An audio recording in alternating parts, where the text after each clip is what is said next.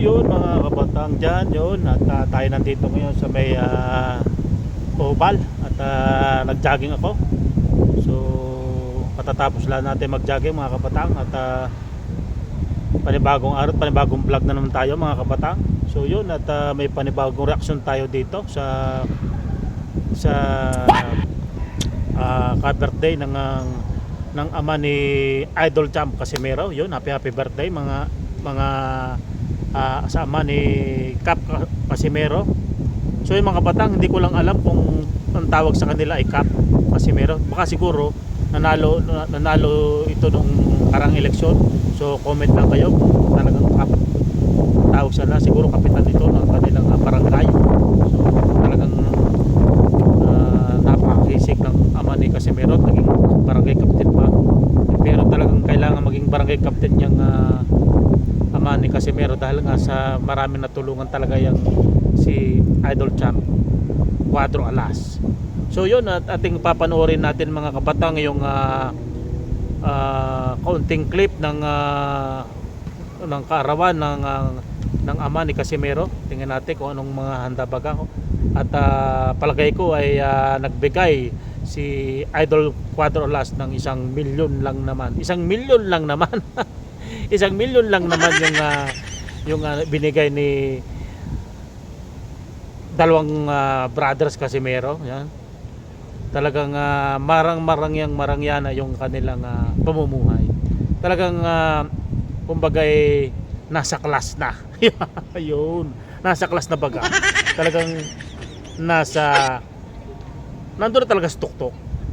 Pero kahit sila ay nandun sa tuktok ng tagumpay ay sabi nga sa kanta ay angas ng Pinas pero ang puso ay wagas. Puso ay mamon. Yun mga kabatang dyan. So panoorin natin itong clip mga kabatang. Yun, no? Mga kabatang, kung pinapanood natin itong clip na ito ay ako'y magsasalita na sa habang tayo nanonood ng clip na ito. So yun mga kabatang, at sa halagang 1 milyon mga kabatang na ibinigay ni Cuadro Alas, ni Brother Jason, ay palagay ko barya lang yan. Palagay ko yan, isang sponsor lang. Ang alam ko mga sponsor yan mga kabatang, yan yung itinatahay dito sa laban ni Casimero na doon sa short niya, yun yung uniform na short niya, yun pagkakalang ko pagka pinrent yung mga ganyang mga sponsor ay may bayad yun. Pagkakalang 2 million, 3 million, 1 million. Ang pagkakala ko baril lang yun sa kanila kasi mga sponsor lang yung binibigay na yan, yung mga lechong yan, yung mga cake na yan. Palagay ko yan mga kabatang ay mga sponsor lang yan. So yun. At nakita ko mga kabatang, makikita nyo mga kabatang ang mukha ng ama ni Casimero. Sinong kamukha ng ama ni Casimero? Tindig pa lang talagang ama ni Casimero ay boksingero na. Talagang matigas ang katawan, parang boksingero talaga ang mga patindig. Kumbaga, yung ama ni Casimero. Pero pagkakaalam ko parang sa tingin ko lang ang kamukha ng ama ni Casimero ay si Cuadro Alas. Si Cuadro Alas ang kamukha, kita na Pero kamukha din ni Brother Jason, pero sa akin mas kamukha siya ni Cuadro Alas. Pero comment lang kayo dyan, comment lang kayo kung sino kamukha ni si Cuadro Alas ba o si Brother Jason. Yun. So habang pinapanood natin yan mga kabatang, at napapanood ko mga kabatang yung mga vlog nila doon sa bukid. Alain mo mga kabatang, sa hirap ng buhay nakaranas sila nakabili sila ng mga lupang napakaluwang na lupa. Yan, talagang pag pumunta kayo sa planeta ni Cuadro Alas ay talagang mapapamangha kayo. Pero kahit ganun pa man ang kanilang kalagayan sa pamumuhay ngayon, masagana sila ay hindi pa rin sila nawawala sa pamumuhay na kinalakihan nila, na hindi yung pagka umangat sa buhay ay talagang mag-iiba na ang level. Pero yun, makikita mo pag sila nakita mo nga ng mga vlog nila, nagluluto sila mga kahoy, nakain sila sa mga dahon, yan mga kabatang. On ordinaryo lang na na mga pamumuhay makikita mo. Yun at napanood ko pa nga mga kabatang, yan si 4 Alas ay nagpapastol ng kalabaw. Tapos meron pa siyang binubuhat na hindi ko alam kung anong binuhat niya, nasa sako, parang training din niya yun. Paakyat sa naakit siya, galing sila sa bundok. Talagang isang training din lang yun sa mga pag naakit ka ng bundok, may daladala ka pag akit sa bundok, may daladala ka. Isang training din yun na para lumakas ang katawan. Talagang kumbaga ang katawan ni Idol Casimero ay supol pa bata ay talagang batak na ang katawan. Kaya malakas talaga ang suntok nito. Talagang miski naman si Idol Manny Pacquiao na may ganun din mga kabatang laki sa hirap. Tsaka laki sa hirap yan at talagang basta laki sa hirap, batak ang katawan, talagang matitigas ang katawan yan. So kahit ganun pa man ang na nangyayari sa buhay ni na Idol 4 Alas ay down to earth pa rin sila.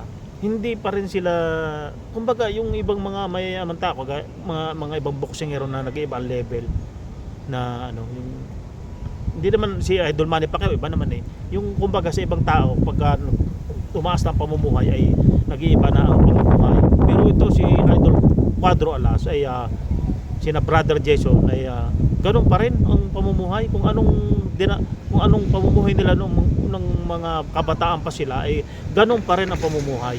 Hindi pa rin nababago. Kung kumakain sila sa mga dahon ng saging, kung anong kinakain nila noong mga kabataan pa nila, ganun pa rin ang kinakain nila.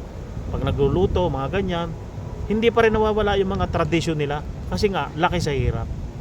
Miski naman yung kahit sino man ng tao nang laki sa hirap, talagang babalik-balikan mo yung mga sa probinsya na napakasarap namang gawin yung dati na hindi kagaya diyan sa Manila, talagang wala kang makikitang kabukiran.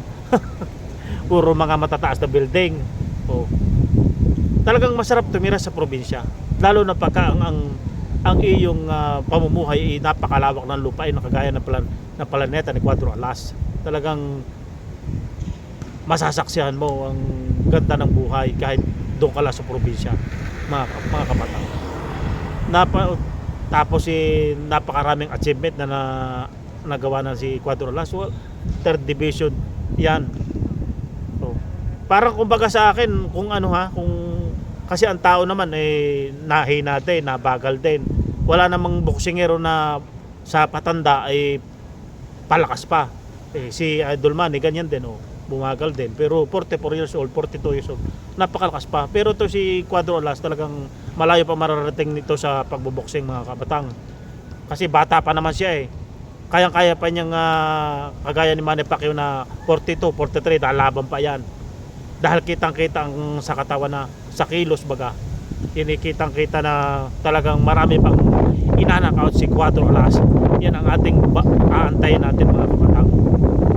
So ayun at sa kay Cap Casimero yun, happy birthday at sana humaba pa ang buhay mo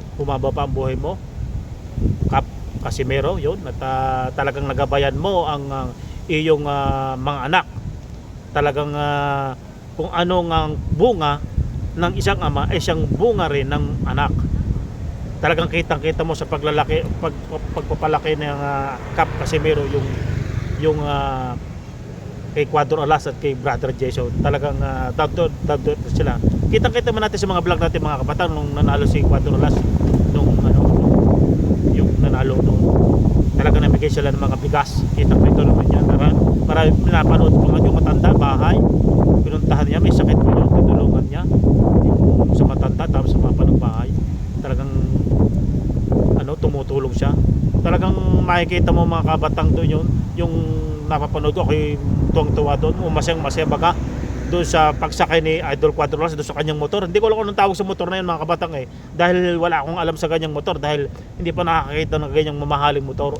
Ang alam ko lang ay mga Honda Wave, mga 125 yan. Tapos ang sarap ng kanyang pagsakay, mga kabatang, dahil ang dinadaanan niya ay kanyang lupain. Talagang yugan, makikita mo sa planeta ni 4 Alas, mga kabatang.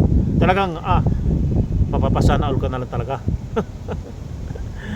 Talagang so yun at ako'y napareaksyon lang dito sa birthday ng ni Cap Casimero at ako'y nandito lang dito. Pasensya na kayo kung minarinig kayo mga nadaan-daan sa sakyan mga kabatang, at update lang tayo sa ating channel at para